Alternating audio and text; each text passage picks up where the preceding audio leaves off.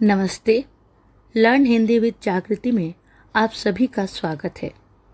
आज मैं पश्चिम बंगाल के माध्यमिक पाठ्यक्रम में संकलित पाठ मनुष्य और सर्प की चर्चा करूंगी। प्रस्तुत वीडियो के माध्यम से मैं इस पाठ का संक्षिप्त विवरण और व्याख्या आपके समक्ष प्रस्तुत करूंगी। मनुष्य और सर्प राष्ट्रीय कवि रामधारी सिंह दिनकर द्वारा रचित एक प्रेरणादायक कविता है, जिसमें मनुष्य एवं सर्प के माध्यम से मानवता के गुण को दर्शाया गया है। यह कविता महाभारत के प्रसंग पर आधारित है, जहाँ कर्ण और अर्जुन के युद्ध के दौरान नागराज अश्वसेन, जो अर्जुन के जन्मजात शत्रु थे, कर्ण की मदद कर अर्जुन को मारना चाहते हैं, लेकिन कर्ण यह सहायता ठुकरा देते हैं। कवि ने कर्ण को मानवता और सर्प को छल कपट और प्रतिशोध का प्रतीक माना है। कवि ने कर्ण के माध्यम से हमें बताया है कि मानवता से बड़ा मनुष्य के लिए और कोई धर्म नहीं है। प्रस्तुत कविता दिनकर जी की प्रसिद्ध रचना रश्मि रति में संकलित है। कविता में रौद्र रस का प्रयोग हुआ है। आइए कविता की पंक्तियों को पढ़कर उसकी व्याख्या की जाए। चल रहा महाभारत का रण, जल रहा धरतृणी का सुहाग, फट कुरुक्षेत्र में खेल रही नर के भीतर की कुटिल आग, वाजियों गजों की लोथों में गिर रहे मनुष्य के छिन्न अंग, बह रहा चतुष्पद और द्वितपद का रुधिर मिश्र हो एक संग। रण का अर्थ हम सभी जानते हैं युद्ध, धरती का सुहाग यानी धरती का सौभाग्य, बाजियों का अर्थ होता है घोड़ा, गजो यानी हाथी, लोथों का अर्थ है मांस के टुकड़े, मनुज यानी मनुष्य, छिन्न का अर्थ होता है कटे हुए, और चतुष्पद का अर्थ है चार पैर वाले अर्थात पशु, द्विपद यानी दो पैर वाला यानी मनुष्य, रुधिर का अर्थ होता है खून, मिश्र यानी मिला हुआ, कुटिल आग यानी मनुष्य के मन की जो जलन, ईर्ष्या, बुराई है, उसकी बात की जा रही है। इन पंक्तियों में रामधारी सिंह दिनकर ने महाभारत के युद्ध की भीषणता का चित्रण किया है। वह बताते हैं कि कुरुक्षेत्र में भयंकर युद्ध चल रहा है, इतनी तबाही हो रही है, ऐसा लगता है जैसे धरती का सौभाग्य जलकर राख हो गया है। यह सब मनुष्य के भीतर की ईर्ष्या और कपट की आग के कारण हो रहा है। अब खुलकर युद्ध के रूप में सामने आ गया है। इस विनाशकारी आग से कोई भी बच नहीं पा रहा है। युद्ध इतना भयानक था कि घोड़े और हाथियों के शरीर के टुकड़ों पर मनुष्य के कटे हुए अंग गिर रहे थे। मैदान में पशु और मनुष्य दोनों का खून मिलकर बह रहा था। यह बताना मुश्किल था कि खून पशु का था या मनुष्य का। युद्ध ने सभी के जीवन को एक समान विनाश की ओर ढकेल दिया था।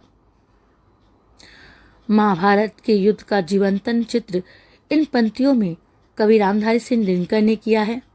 युद्ध के माध्यम से उन्होंने बताया है कि किस प्रकार युद्ध वह मनुष्य को क्षति पहुंचाती है। इसका कोई निर्णायक या कोई भी निर्णय नहीं निकलता है। युद्ध के मैदान में तेज गति से दौड़ते हुए विशाल और सुंदर शरीर वाले योद्धा, जो अब खून से सने हुए हैं, लड़ रहे हैं। ये योद्धा कौन्तेय यानी युधिष्ठिर, भीम, अर्जुन और कर्ण, वे आपस में भीषण युद्ध कर रहे हैं। हर क्षण उनके शौर्य की गरज सुनाई देती है, जो युद्ध की गंभीरता को और अधिक दर्शाती है। महाभारत युद्ध में कौरव और पांडव पक्ष के वीर योद्धा धनुष चलाने में बहुत निपुण थे।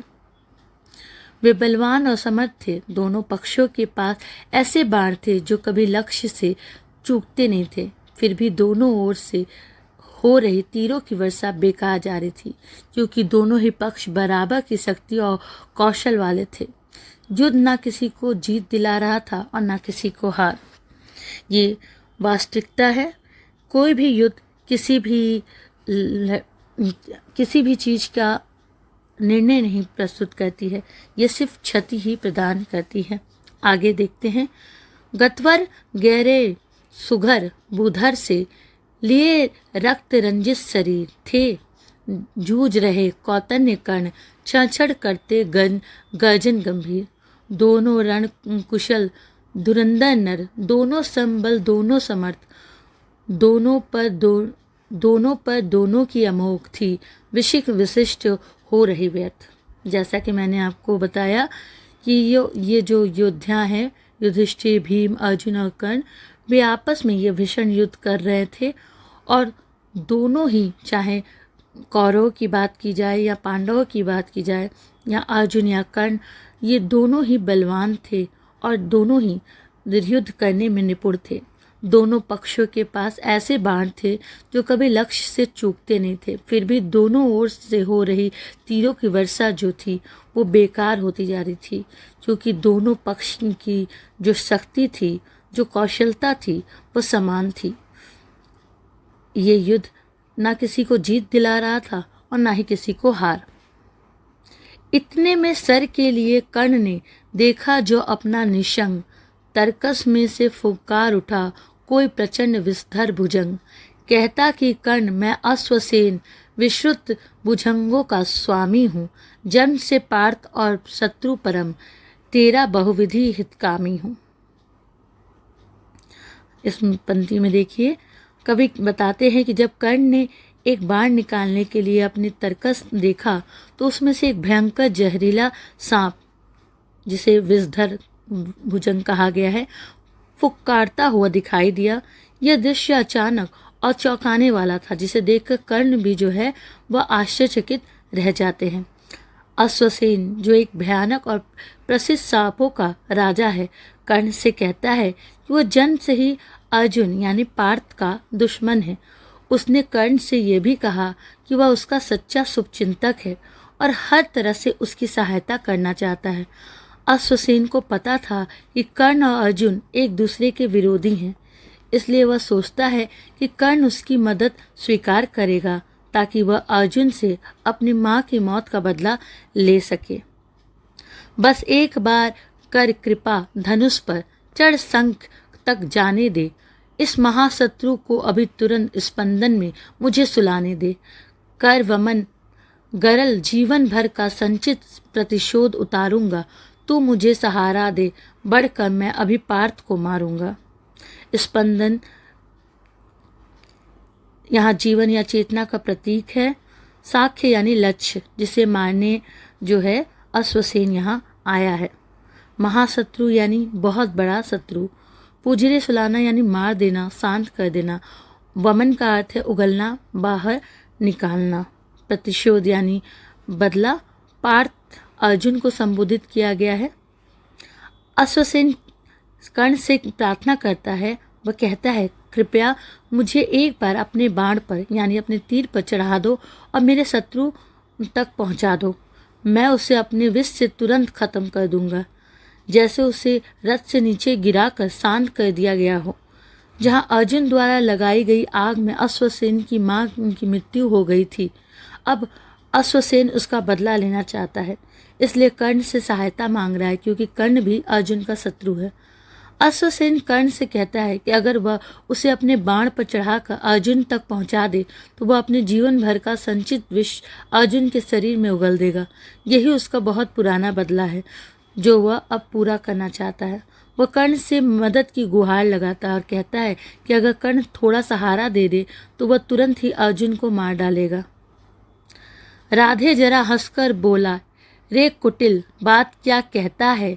जय का समस्त साधन नर का अपनी बाहों में रहता है। उस पर भी सांपों से मिलकर मैं मनुष्य से युद्ध करूं, जीवन भर जो निष्ठा पाली उससे आचरण विरुद्ध करूं। राधे यानी कर्ण, राधा का पुत्र होने के कारण इन्हें राधे कहा जाता है।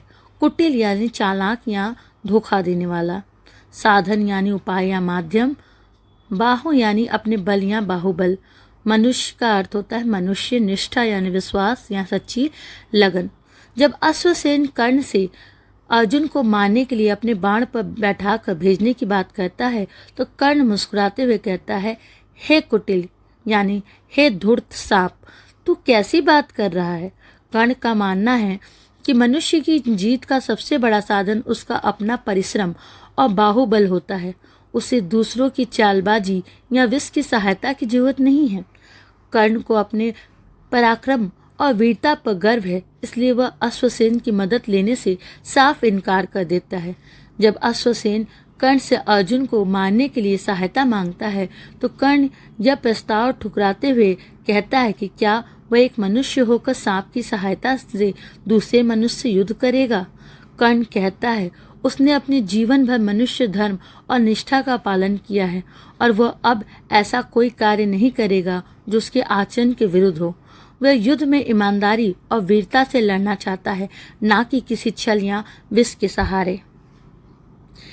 आगे देखिए, तेरी सहायता से जय तो मैं अनायास पा जाऊंगा आने वाली मानवता को, लेकिन क्या मुख दिखलाऊंगा।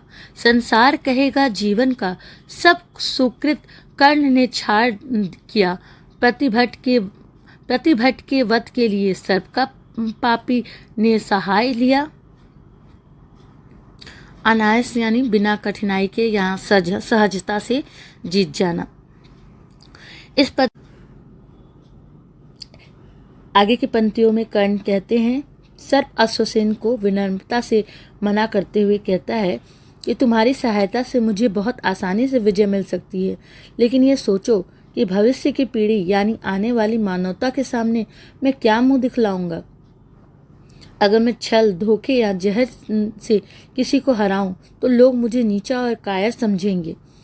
कर्ण वीरता और नैतिकता के साथ जीतना चाहता है, ना कि किसी सर्प की चालाकी से। कर्ण कहता है कि यदि वह अर्जुन को मारने के लिए सांप की सहायता लेता है तो सारा संसार यही कहेगा कि कर्ण ने अपने जीवन के सभी अच्छे कर्मों को बर्बाद कर दिया। लोग कहेंगे कि कर्ण ने एक सर्प की मदद से अर्जुन को मारा, जो कि एक पापपूर्ण और नीच कार्य है। कर्ण को लगता है कि अगर उसने ऐसा किया तो आने वाली पीढ़ियां भी उसे पापी कहेगी और वो कभी सम्मान से याद नहीं किया जाएगा। आगे देखिए, रे अश्वसेन, तेरे अनेक वंशज है, छिपे नरों में भी, सीमित वन में ही नहीं, बहुत बसते पूर्वग्राम घरों में भी। ये नर भुजंग मानवता का पथ कठिन बहुत कर देते हैं।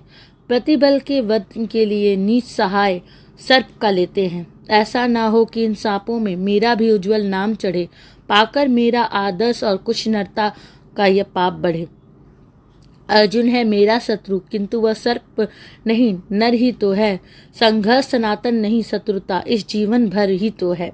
अगला जीवन किस लिए भला, तब हो द्वेषांध बिगाड़ू मैं। सांपों की जाकर शरण, सर्प बन क्यों मनुष्य को मारूं मैं।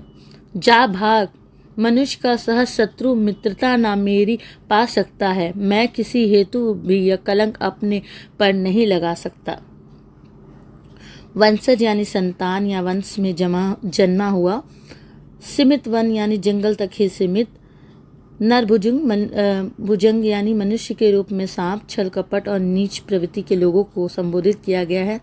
प्रतिबल यानी शत्रु विरोधी। सहाय यानी सहायता। सनातन यानी सृष्टि के आरंभ से हम यहाँ हमेशा के लिए। इस पद्यांश में कर्ण कहता है कि हे अश्वसेन, तुम्हारे जैसे कई जहरीले लोग अब इंसानों के रूप में भी इस दुनिया में मौजूद हैं। सांप केवल जंगलों में ही नहीं होता, अब वे नगरों, गांवों और घरों में भी छिपे रहते हैं। यहाँ कर्ण का अर्थ सीधा सांपों से नहीं, बल्कि उन मनुष्यों से है जो चालाक, कुटिल और धोखेबाज हैं, जो मनुष्य के रूप में सांप की प्रवृत्ति रखते हैं। वे बाहरी रूप से मनुष्य दिखते हैं, लेकिन भीतर से सांपों जैसे जहरीले और खतरनाक होते हैं। कर्ण इस पद्यांश में कहते हैं कि जो लोग मनुष्य के रूप में सांप जैसे छल कपट करने वाले होते हैं, वे सच्चे इंसान और मानवता के मार्ग में बड़ी बाधा बनते हैं। वे अपने शत्रुओं से बदला लेने के लिए नीच तरीकों का सहायता लेते हैं, जैसे कि सांप की सहायता से किसी को मारना। ऐसे लोग न केवल युद्ध धर्म का अपमान करते हैं, बल्कि सत्य और ईमानदारी की राह को भी कठिन बना देते हैं। कर्ण कहता है कि वह नहीं चाहता कि उसका नाम भी उन मनुष्यों में शामिल हो जो सांपों जैसे नीच और छलपूर्ण मार्ग अपनाते हैं। उससे डर है यदि उसने अश्वसेन की सहायता ली और विजय पाई तो लोग उसे भी ऐसे पापपूर्ण रास्ते पर चलने वाला मानेंगे। कहीं ऐसा न हो कि लोग उसे आदर्श मानकर आगे भी छल कपट और धर्म के मार्ग पर चले और उससे मानवता और अधिक कलुषित हो जाए। कर्ण कहते हैं सर्प अश्वसेन से, अर्जुन मेरा शत्रु जरूर है लेकिन वह मनुष्य है, कोई सर्प नहीं। मनुष्यों के बीच का संघर्ष भी सनातन यानी हमेशा का नहीं होता, यह सिर्फ इसी जीवन तक सीमित होता है। कहा जाता है कि सांपों का जो जीवन होता है वह सनातन होता है। उनके जो दुश्मन होते हैं वो कई जन्मों तक जो है उनके ये दुश्मन होते हैं, किंतु मनुष्य में ऐसी कोई धारणा नहीं है। मनुष्य जीवन में ऐसी कोई धारणा नहीं है। मनुष्य के जीवन में ऐसे कोई सनातन जो है वह नहीं है। अतः मनुष्य की दुश्मनी इसी युग तक सीमित है, ना कि आने वाले युग तक। सिर्फ इसी जीवन तक मनुष्य की जो है जो भी संघर्ष या दुश्मनी है वो यहीं तक सीमित है। इसलिए वह नहीं चाहता है कि किसी पशु यानी किसी सर्प की सहायता से अर्जुन को मारे और अपनी मानवता और नैतिकता को नष्ट करे। कर्ण यहाँ मनुष्य और सर्प में अंतर समझाते हुए ये स्पष्ट करता है कि वह नैतिक मूल्यों के विरुद्ध नहीं जाना चाहता है। कवि ने इस कर्ण के माध्यम से यह दर्शाया है कि मनुष्य की सबसे बड़ी विशेषता उसका मानवता ही होता है। मनुष्य जहाँ पर अपने मानव सुलभ गुणों के लिए जाना जाता है तो वहीं दूसरी तरफ सर्प अपने छल कपट प्रवृत्ति के कारण जाना जाता है। अतः इन दोनों ही जीव के बीच में मित्रता नहीं हो सकती, क्योंकि ये दोनों एक दूसरे के विपरीत हैं। जहाँ मनुष्य की सबसे बड़ी पहचान उसकी मनुष्यता है, वहीं एक सांप की सबसे बड़ी पहचान उसका छल कपट है। वह किसी के साथ भी कभी भी धोखा दे सकता है। अतः इस कविता के माध्यम से कवि ने मानवता एवं मनुष्यता के महत्व को, नैतिकता के महत्व को उजागर किया है। धन्यवाद।